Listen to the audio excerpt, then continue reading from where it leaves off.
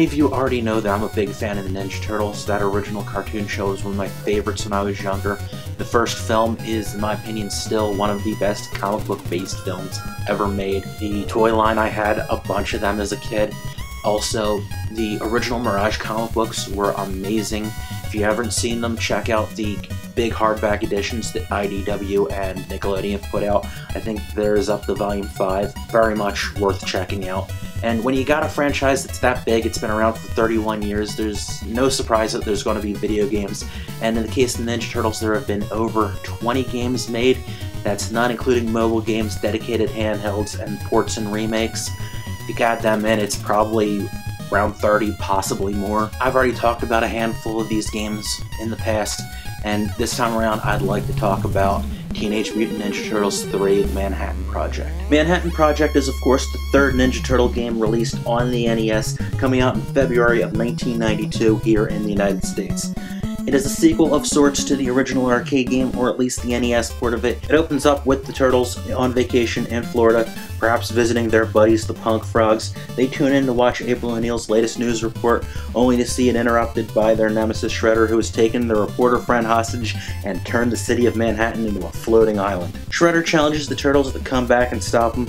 Never the types to back down, the four jump into action, raise some shell, and battle their way back to Manhattan. The game plays much like its predecessor, typical of a late 80s, early 90s style beat 'em up, with a simple layout with jump and attack buttons. Pressing the two buttons at the same time will do what is called here a turbo attack, a very powerful attack unique to each turtle which drains a little health when used. This game is the first to make the special attacks unique to each turtle. You start off the game by choosing which one you want to play as, and you get 3 lives and 3 continues. When you lose a life, you have the option of selecting another turtle and carrying on right from that spot where you left off. Continuing, though, starts at the beginning of the stage, which is kind of lame, but console games tend to do that sometimes. Visually, the graphics are good, slightly better than the NES version of the arcade game, with some new enemies and animations, but with a little bit more sprite flickering, which can be somewhat distracting at times. The bosses in this game include the usual suspects of Bebop, Rocksteady, and Leatherhead, also Slash, Tuck, and Razar, who have all appeared in other games, but also Ground Chuck and Dirtbag, which I don't think have appeared in any of the other games.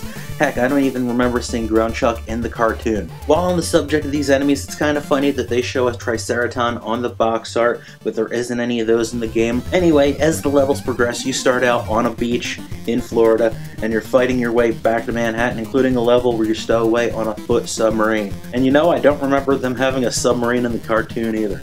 All the levels are unique and the art design is pretty good and fun to look at. The sound is decent too, not too different from its predecessor, but aside from the theme song and the intro, the music here is all fairly generic. Like with a few other Konami Teenage Mutant Ninja Turtle games, there's a modified version of the classic Konami code you can enter, which leads to an option screen. This feature was actually not hidden in the Japanese version of the game. In these options, you can increase the number of lives you start with and increase the difficulty. The easy mode in this menu reduces the amount of hits it takes to beat enemies, making getting through the levels stupid easy to do. Overall, I do think this is a very good game.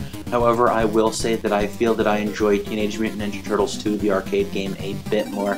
This one is not as common as Turtles 2, so expect to pay a bit more for it. I believe it's going for around $30 for a loose cartridge at the moment. If you're a fan of the series, of course you'll want to check it out if you haven't already, and if not, it's still a decent game worth a look.